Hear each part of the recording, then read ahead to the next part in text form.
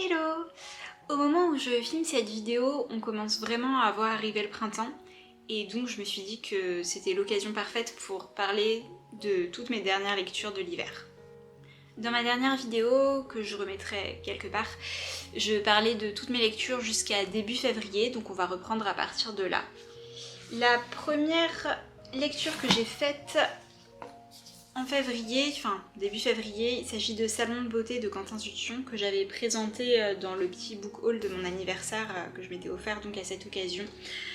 Parce que j'aime beaucoup ce que fait Quentin Sution de façon générale, il a un graphisme, enfin il a une façon de retranscrire les choses qui me parle énormément et une façon de composer ces planches qui je trouve ramènent toujours beaucoup d'émotions.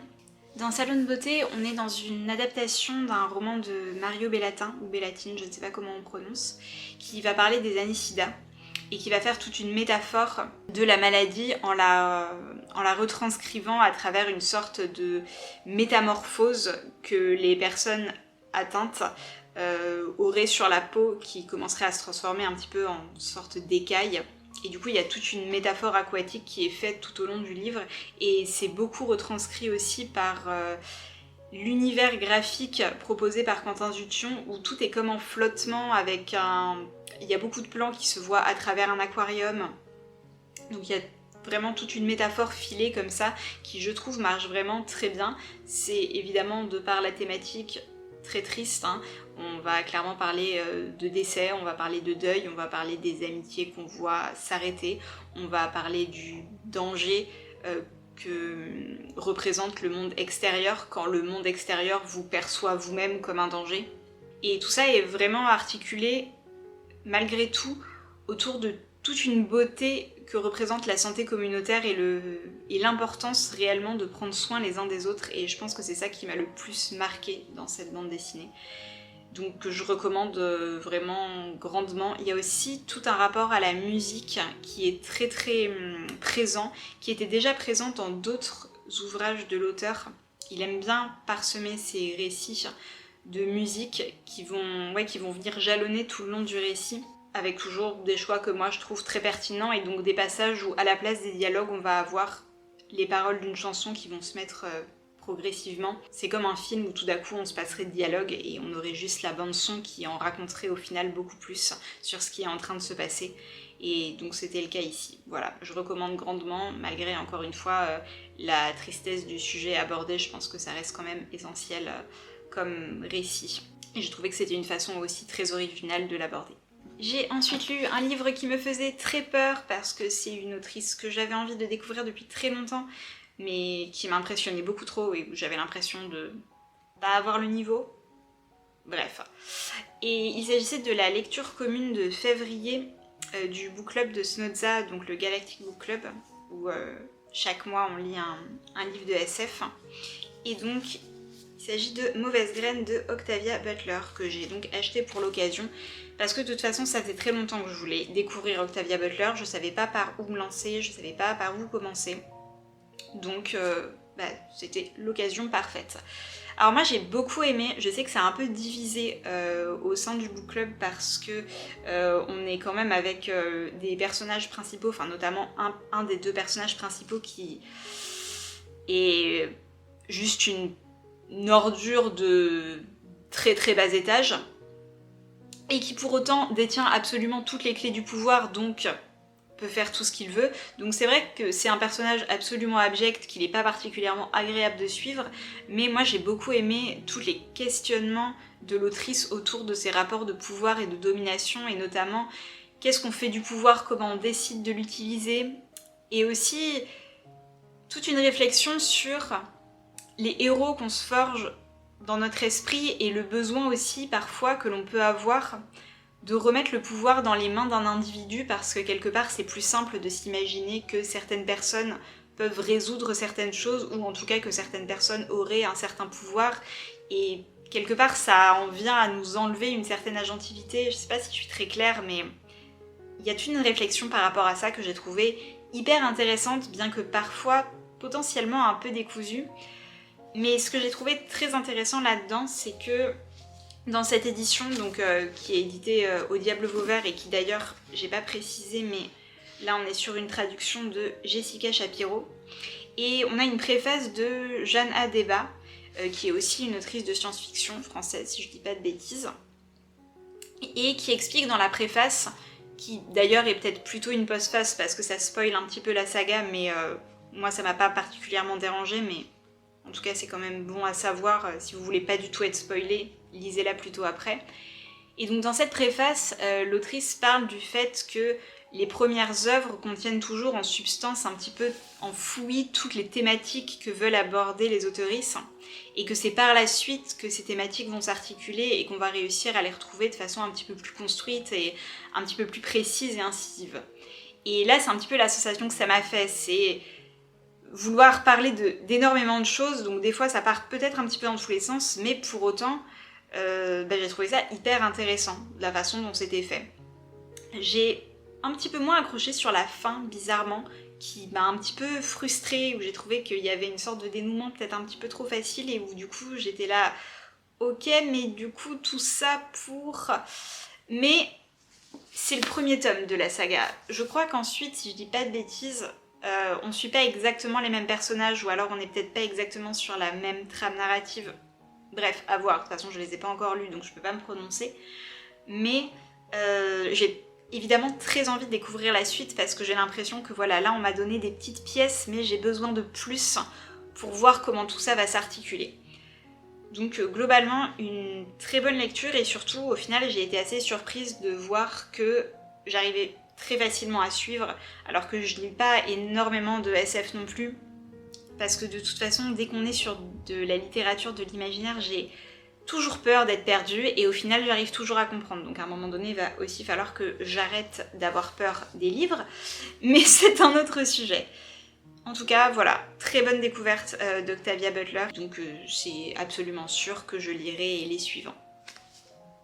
J'ai lu ensuite un livre qui était depuis pareil quelques mois dans ma bibliothèque, qui me faisait très envie, mais là j'avais plutôt peur de pas comprendre par rapport au fait que c'était un livre en VO. Toujours pareil, j'ai peur de pas comprendre, je commence le livre et ça va très bien. Bref. Il s'agit donc de The Safe Keep de Yael van der Wouden, qui a gagné le Woman Prize en 2025. Je vais pas faire le résumé tout de suite de ce livre, sachez que dans ma chronique là je vais spoiler, parce qu'en fait c'est un livre qui est impossible à ne pas spoiler, parce que sinon en fait il y a rien à dire si je donne pas des éléments par rapport à l'intrigue, ou alors je vais juste parler dans le vide et on va rien comprendre.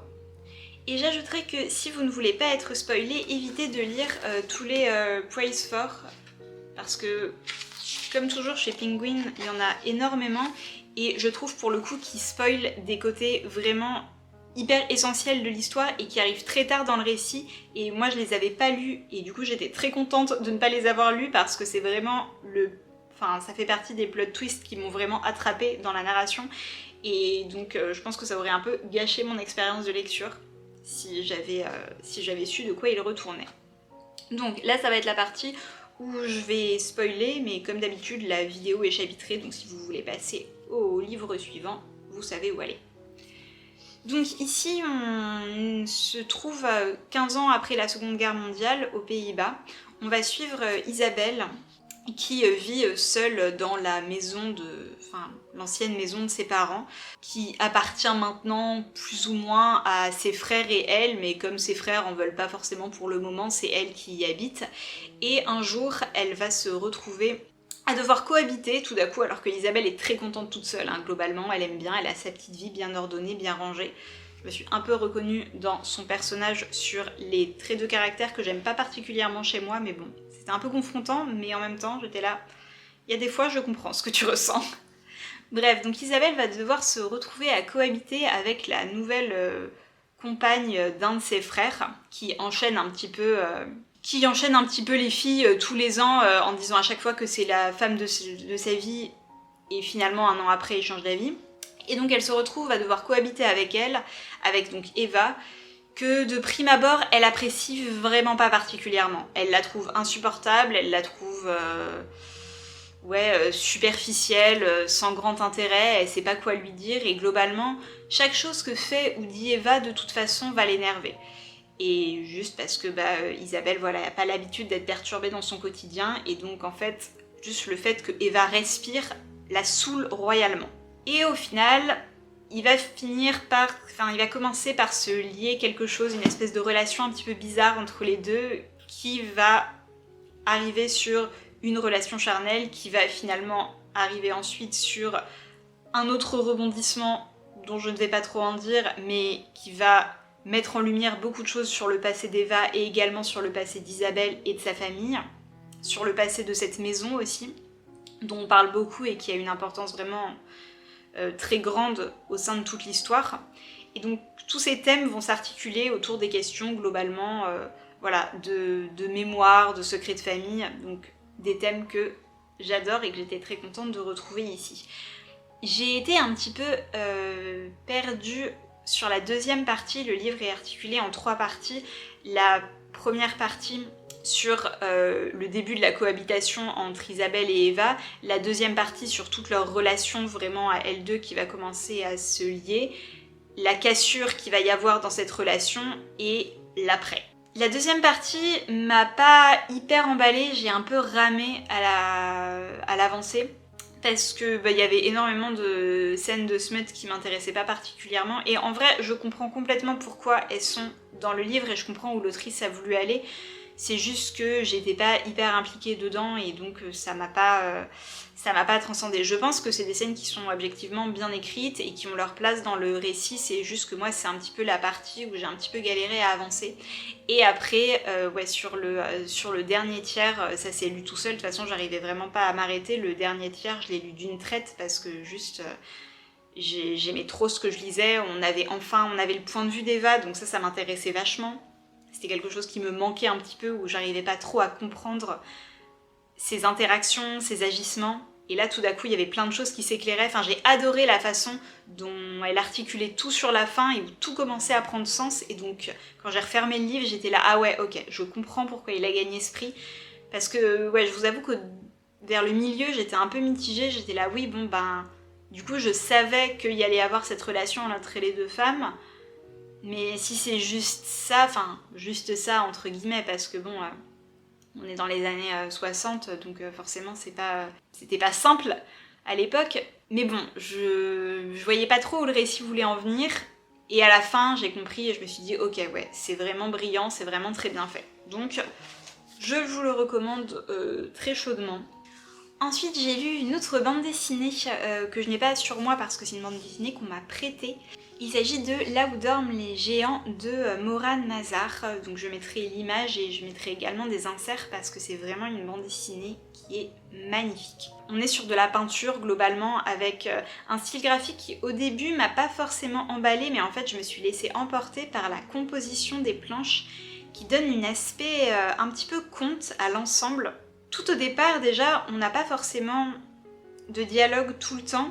Et donc il y a vraiment ce côté où on se met à faire la narration dans sa tête, comme quand on lit un livre sans dialogue à un enfant. Moi en tout cas c'est ça que ça m'a fait, et c'est ça qui m'a entraînée et qui m'a vraiment prise dans le récit. Et j'ai adoré toutes les libertés graphiques que prenait l'autrice dans la composition, en faisant parfois des planches avec plein de petits éléments, des éléments typographiques, des titres dans lesquels on sentait qu'elle s'amusait beaucoup. Et au-delà de ça, on a une histoire qui... en tant que telle, n'est pas forcément révolutionnaire parce qu'on est globalement sur un peu une quête identitaire d'une jeune fille qui vient de perdre son père, qui lui a légué un pouvoir et elle va essayer de retrouver un petit peu les traces de son père pour remettre un petit peu de sens à sa vie, et donc on va suivre tout son périple avec les différentes rencontres que ça va engendrer, des rencontres plus ou moins heureuses avec des personnages plus ou moins étranges et des révélations sur justement ce pouvoir que lui a transmis son père et ce que ce pouvoir signifie en réalité. Mais ce que j'ai beaucoup aimé, c'est que tout au long de son voyage, l'héroïne va rencontrer des personnages qui ne vont pas représenter des dangers. Et souvent, quand on est sur ce type de périple, l'autre représente souvent un danger, un risque, ou en tout cas il faut s'en méfier. Et là, ouais, l'héroïne rencontre vraiment des personnages qui vont être bons, bienveillants, qui pour autant des fois vont la pousser dans ses retranchements et qui vont la pousser à réinterroger ce qu'elle pensait savoir sur son père et sur ce pouvoir. Et donc au fil de ma lecture, ça m'a tantôt fait penser à Alice au Pays des Merveilles pour ce côté rencontres successives avec différents personnages qui vont mener vers un but final. Ça m'a un petit peu fait penser aussi au Magicien d'Oz. L'héroïne va au final essayer de rejoindre l'université dans laquelle a travaillé son père et elle voit cette université un petit peu comme le Graal, comme une sorte de royaume magique où tout se fait, où tout se crée, et on va voir que dans les faits c'est un petit peu plus complexe que ça.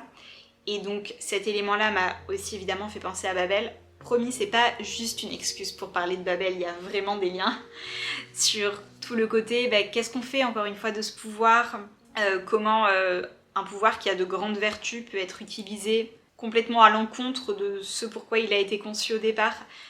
Voilà, une bande dessinée que je recommande encore une fois beaucoup et que j'ai trouvé vraiment très belle, et je crois que c'est sa première œuvre, parce que si je me trompe pas, elle a eu le prix Révélation Angoulême l'année où ce livre est sorti. Et donc je vais guetter ce qu'elle va faire par la suite parce que j'ai vraiment trouvé ça super chouette. Et dernier livre dont je vais parler aujourd'hui, il s'agit de Sorrow and Bliss de Meg Mason. Je l'ai lu en lecture commune avec Elisa de la chaîne Elisa Cab qui voulait le lire depuis un moment, et du coup je lui ai proposé qu'on fasse une LC dessus parce que j'avoue qu'il m'avait tenté à sa sortie en VO. Et puis qu'ensuite il était un peu sorti de mes radars parce qu'il était arrivé en même temps que plein de livres qui étaient un petit peu dans cette même veine de literary fiction, beaucoup de réflexions sur ce que c'est que la vie d'adulte, etc.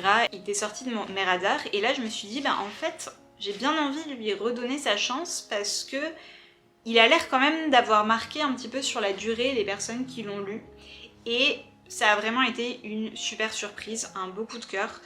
C'est un livre dans lequel on va suivre Martha qui, on comprend progressivement, a des épisodes dépressifs depuis son adolescence et qui sait pas forcément trop comment dealer avec. Quand on arrive dans le roman, elle a 40 ans et on va suivre son parcours depuis son enfance, surtout le début de l'adolescence, depuis le moment où, comme elle l'explique, elle a eu l'impression qu'elle a eu une sorte de petite bombe qui a explosé dans sa tête et que depuis, le monde n'a plus jamais été pareil. C'est un récit extrêmement pertinent et juste sur tous les thèmes qui touchent à la dépression. Moi j'ai été bluffée par le fait que l'autrice arrive des fois à avoir des points de détail hyper justes, genre vraiment hyper accurate sur des trucs hyper précis, où j'étais là, waouh, mais j'aurais jamais réussi à décrire un truc de façon aussi, encore une fois, aussi juste. Je vais peut-être dire le mot juste très souvent, mais parce que j'ai pas d'autres mots pour vraiment expliquer ce que ça m'a fait de lire certains passages et de me dire mais oui, mais c'est exactement ça qu'on ressent en fait, c'est exactement ce truc-là précisément. L'autrice écrit avec énormément de cynisme et ça c'est quelque chose que j'ai adoré aussi, c'est que Martha et tous les personnages qui l'entourent globalement évoluent dans un ton très cynique, très satirique et qui moi me parle beaucoup. Cette tendance à vouloir faire des blagues pour minimiser certaines choses ou pour dédramatiser certaines situations. Et pour autant, ça n'amène pas du tout de froideur dans le récit. On n'est pas dans un côté où ça va nous détacher de ce que ressentent les personnages parce que tout est pris au second degré ou tout est sujet à faire une plaisanterie dessus. Non, pas du tout. C'est plus qu'en fait, c'est des petits éléments de langage, c'est encore une fois des petits détails qui font que, au final, ça ne fait que renforcer ce côté émotionnel. Ça m'a beaucoup rappelé Crazy Ex-Girlfriend, qui est une série que j'adore de tout mon cœur sur la santé mentale et qui est pour moi un super traitement justement des questions autour de la santé mentale. Et il y a beaucoup de similitudes que j'ai retrouvées avec d'autres livres également, mais c'est vraiment à Crazy Ex-Girlfriend que j'ai pensé le plus. Il a été traduit sous le titre évidemment Martha, qui est un choix de traduction comme un autre, dirons-nous. Moi je trouve que Sorrow and Bliss c'est un excellent titre parce que globalement sur toutes les parties que j'ai annotées, j'avais deux codes couleurs, j'avais les parties où j'avais envie de pleurer et les parties où ça me faisait ouvertement rire parce que je trouvais que les personnages étaient ouvertement extrêmement drôles. Elle passe pas énormément de temps à décrire toute la panoplie des personnages secondaires et pour autant, encore une fois, elle arrive à nous faire passer des choses sur leur individualité, sur leur réalité, sur leur relation à Martha, et qui n'ont pas besoin d'éléments de détail pour prendre beaucoup de consistance. Il y a un petit point que j'ai regretté sur la conclusion finale, sur son rapport à la maternité. Je vais pas en dire plus, mais si vous l'avez lu, n'hésitez pas à me le dire en commentaire pour qu'on puisse en discuter. Mais globalement, je garde un très très bon souvenir. Là, ça fait quelques jours que je l'ai terminé et il me reste un souvenir extrêmement positif de ce livre. Je trouve qu'il est vraiment brillamment écrit et articulé autour de ces questions-là. Donc je suis vraiment très contente de l'avoir lu. Voilà, juste ce petit point qui m'a un petit peu laissé dubitatif sur la fin, mais ça n'entache pas du tout tout ce que j'ai aimé dedans. Et bien c'est tout ce que j'avais pour aujourd'hui. Je pense que la prochaine vidéo sera soit mes lectures printanières, soit une autre vidéo thématique un petit peu comme celle que j'avais fait sur la télé-réalité. Je sais pas encore, on verra, peut-être que ce sera un vlog, bref. Nous verrons ce que le printemps nous réserve. En attendant, je vous souhaite de très bonnes lectures, de plein de belles choses, et à bientôt. Salut!